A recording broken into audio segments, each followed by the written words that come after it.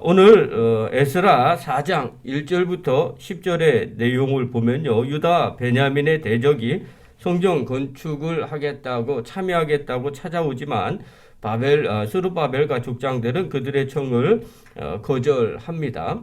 이에 그 땅 백성이 관리들에게 뇌물을 주면서까지 건축을 방해하고 그들의 방해는 다리오 왕 즉위 때까지 계속되더라. 이렇게 기록하고 있는 내용이 오늘 본문의 내용입니다.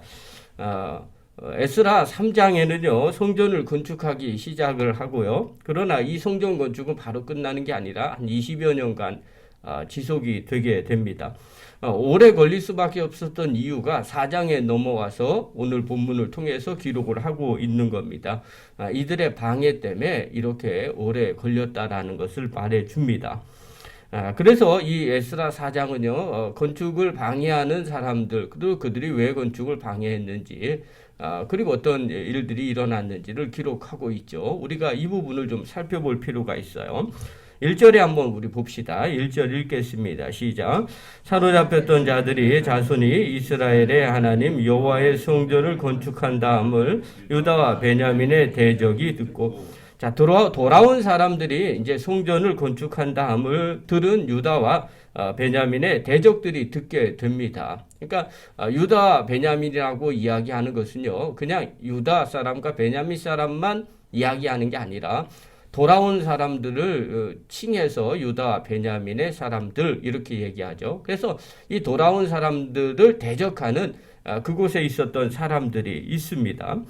당시에는요, 이스라엘 백성들 전체를 이야기하는 게 아니라 나라가 망하고 난 뒤에 돌아온 사람들이 그곳에 살아 있었고요. 또 나라가 망하고 난 뒤에 그곳에 남아있는 자들과 또 반대로 다른 곳에서 이주해 온 사람들이 이스라엘에 살고 있었습니다. 그래서 이주해 온 사람들은 이방 사람들이죠. 또 이 사람들과 결혼한 이스라엘 백성들이 있어요.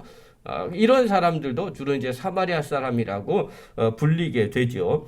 이 사람들은 예수님 당시에 사마리아 사람들은 이방 사람들과 그리고 이스라엘에 거주했던 일부 사람들이 같이 결혼해서 혼혈이 됐거나 아니면 이방 사람들이 계속 그곳에서 살고 있거나 그렇게 생각을 했어요. 그래서 정통적인 유대인들은 이들을 이스라엘인으로 유대인으로 보지 않았던 거죠.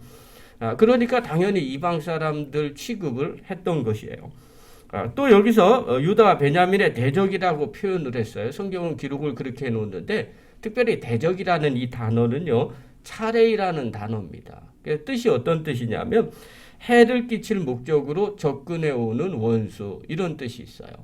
그러니까 이 유다와 베냐민 사람들이 돌아온 사람들이 성전을 건축하려고 하는데 그것을 방해하려고 접근해오는 그런 무리들, 이런 사람들을 대적이라고 이야기를 하는 거죠.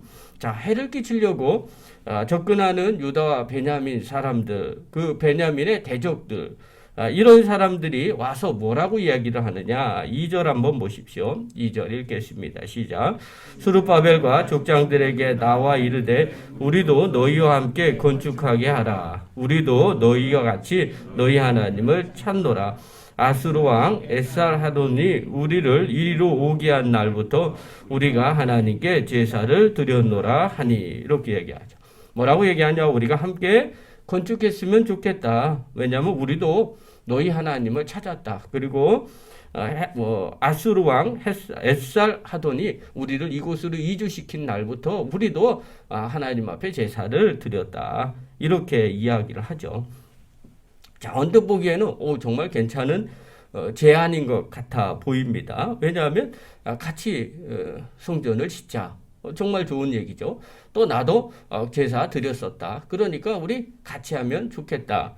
화합하는 것처럼 보이게 되죠. 자, 그러면 이제 우리가 겉으로 보기에 이게 화합하는 거니까 좋으니까 이 제안을 받아들여야 되겠습니다. 이렇게 생각할 수도 있게 되죠. 그러나 엄밀히 보면 이 제안이 어떤 제안인지 또 이것이 정말 하나님의 뜻인지는 확인해 봐야 됩니다.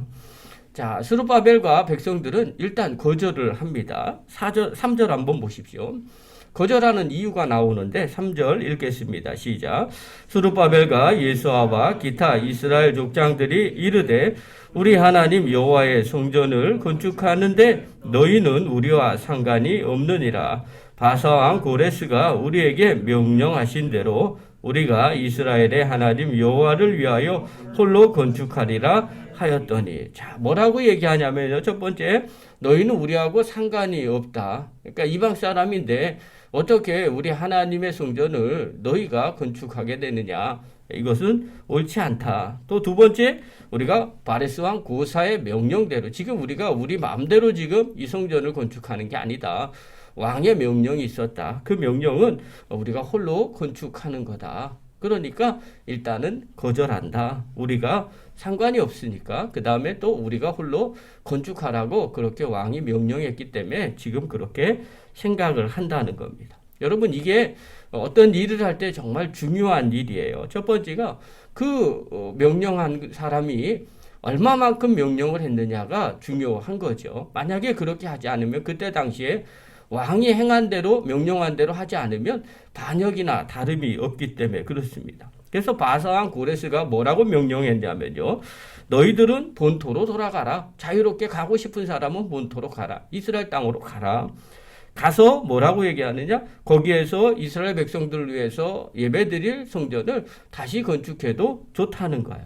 그것을 위해서 도울 수 있으면 돕겠다. 이것이 바사왕 고레스의 칙령입니다. 그러니까 거기에 맞게 생각을 하는 거예요. 그 다음에 또 하나, 두 번째, 신앙적으로 이들의 결정은 잘못된 것이 아니었어요. 왜냐하면 하나님의 성전을 건축하는 것, 그것은 당연히 하나님의 백성, 이스라엘 백성들만이 건축하는 주체가 돼야 되거든요. 또 그것을 건축할 책임이 있었던 거예요. 그러니까 이 왕의 명령과 그 다음에 이스라엘 백성들이 건축하는, 손으로 건축하는 성전, 이것이 필요했기 때문에 이 두 가지의 의견을 가지고 거절하는 것은 지극히 당연한 거였어요. 자, 그렇다면 다르게 또 한번 볼게요. 이제 이렇게 거절을 당했어요. 그러면 거기에 있었던 대적들의 진짜 마음이, 정말 같이 참여하고 싶은 그 마음이 있었다면, 같이 잘 살기를 원한다면 그 다음 반응이 어떻게 돼야 되겠어요? 이런 이유로 사양을 했다고 이야기하면 그럴 수 있죠. 왕의 명령을 함부로 어기면 안 되죠. 또 당신네들은 하나님의 성전이니까. 그러면 옆에서 이야기하겠죠. 그럼 우리가 도울 수 있는 거 있으면 얘기하세요. 우리가 적극적으로 도와드리겠습니다. 그리고 옆에서 구경하겠죠. 그리고 도움을 요청하면 그때 할 수 있을 거예요. 아니면 그냥 옆에서 잘하나 이렇게 지켜만 봐도 상관이 없겠죠. 그러면 그 사람들이 했던 그 말이, 저 사람이 우리 함께 성전을 건축하자라는 하는 그 마음이 진정성이 있었을 거예요. 그런데 이들은 그렇게 하고 난 다음에 본색을 드러내요. 4절부터 보십시오. 4절, 5절, 6절, 3절만 읽겠습니다. 시작. 이로부터 그 땅 백성이 유다 사람의 백성의 손을 약하게 하여 그 건축을 방해하되 바사왕 고레스의 시대부터 바사왕 다리오가 즉위할 때까지 관리들에게 뇌물을 주어 그 계획을 막았으며, 또 아하수에르가 즉위할 때 그들이 글을 올려 유다와 예루살렘 주민을 고발하니라. 자, 16년간을 어떻게 하느냐? 계속해서 협박을 하거나 관리들에게 뇌물을 지속적으로 줘서 못 짓게 방해를 합니다. 또 지속적으로 왕에게 상소를 올려서 고발을 합니다. 자, 그렇다면 이들이 처음에 제안한 것이 진정한 제안일까요? 그것이 아니었죠. 성전을 함께 짓다는 것이 아니라 성전을 방해할 목적으로 그렇게 제안을 한 거죠. 어떻게 이걸 알 수 있어요? 시간이 지나서 그 일들을 살펴보니까 알 수가 있는 거죠. 이들이 진짜 같이 하기를 원한 사람들이 아니었구나. 정말 성전이 건축되기를 원한 것이 아니라 그것을 핑계 삼아서 성전을 건축하지 못하게 하는 그런 원수 대적들이었다는 것을 알게 되는 거죠. 여러분, 우리가 여기서 인생을 살아가면서 또 신앙생활하면서 분별이라는 걸 한번 생각해 볼 필요가 있어요. 여러분, 우리가 갖고 있는 고백이나 말의 진정성을 어떻게 알 수 있는가? 당장은 잘 모릅니다. 그러나 시간이 지나서 그의 말과 행동이 끝까지 그것을 가리키고 있습니까? 그렇다면 그 모습을 보고 진정성이 있다고 말합니다. 그래서 나의 말과 나의 행동이 진정성이 있다는 것은 계속해서 변함이 없는 것을 보며 증명할 수 있게 되는 거죠. 우리가 신앙생활할 때 자주 듣는 이야기고요. 또 자주 말하는 이야기들이 있어요. 정말 예수님 믿고 영접했습니까? 예수님이 나의 주인으로 여러분 믿고 있습니까? 이 질문이에요. 자, 그러면 누구나 다 구원받은 하나님의 자녀가 됩니다. 여러분, 이 질문에는 당연히 뭐 특별한 일이 없이 다 아멘 할 거예요. 당연한 질문이기 때문에 그래요. 그러나 신앙생활을 이제 하다 보면요, 여기서 한 걸음 더 나가셔야 됩니다. 한 가지 더 질문을 해보는 거죠. 그게 바로 뭐냐면, 그래요? 그럼 이제 하나님의 자녀가 되었다면 예수님을 주인으로 모시고 지금 살고 계십니까? 이 질문을 하는 거죠. 정말 주인으로 영접하셨습니까? 그렇다면 주인으로 영접한 근거가 뭡니까? 말로 고백했는데 그거 말고요. 그 말이 진정성이 있기 위해서 어떤 행동을 하고 어떤 삶을 살고 있습니까? 이렇게 질문하는 거죠. 왜 이렇게 질문합니까? 나의 말과 나의 행동이 진정성이 있는 것인지 아닌지를 확인하기 위함입니다. 여러분, 사람들은요, 누구나 그럴듯한 말들을 다 하게 됩니다. 그러나 그 말이 진짜인지 가짜인지는요, 그 말대로 살고 있는지 살고 있지 않는지가 증명해주고 있기 때문에 그런 겁니다. 그래서 늘 자신을 점검하셔야 돼요. 오늘 베냐민과 유다의 대적들이 말한 것이 진짜가 아님을 알 수가 있는 거죠. 그것은 어떻게 알 수 있어요? 그때 당시에는 그렇게 같이 하자고 이야기하지만 시간이 흘러서 그의 삶들을 보니까 계속해서 방해하고 그리고 고발하고 또 관리들에게 뇌물을 주어서 못하게 만들다는 거죠. 그 행동들을 보니까 그 앞에 말이 진짜가 아님을 알 수가 있는 거죠. 여러분, 분별이라는 것은 그렇습니다. 당장 눈앞에 잘 모를 수도 있어요. 상대방의 의도를 정확하게 알기는 사실 쉽지 않습니다. 하나님만이 아시는 거죠. 그러나 우리가 잘 분별할 필요가 있어요. 시간이 지나서 그 사람들의 진짜 말이 무엇인지를 알게 되죠. 또 이것은요, 상대방뿐만 아니라 나 자신도 점검해 보셔야 됩니다. 내 자신의 진짜 의도가 무엇이었는지, 또 자기 자신도 속을 때가 있습니다. 내가 말하고 행동하는 게 진짜인지 알고 있는데 시간이 지나서 보니까 그렇지 않을 때가 있게 됩니다. 그러므로 사랑하는 성도 여러분, 나는 하나님의 일을 이루려고 늘 애쓰고 있습니까? 늘 자기 자신을 확인 한번 해보시기 바랍니다.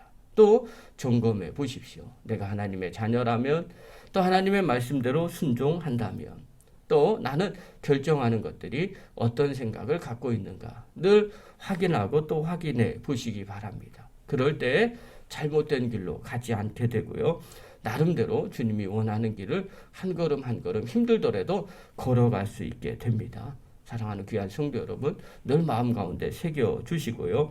나의 오늘의 행동이 과연 주님이 기뻐하시는 일을 하고 있는지, 또 내가 고백한 일들을 힘들어도 한 걸음 한 걸음 나아가고 있는지 오늘 점검하시고 주님의 뜻대로 잘 살아가는 믿음의 거룩한 종들 되기를 간절히 축원합니다.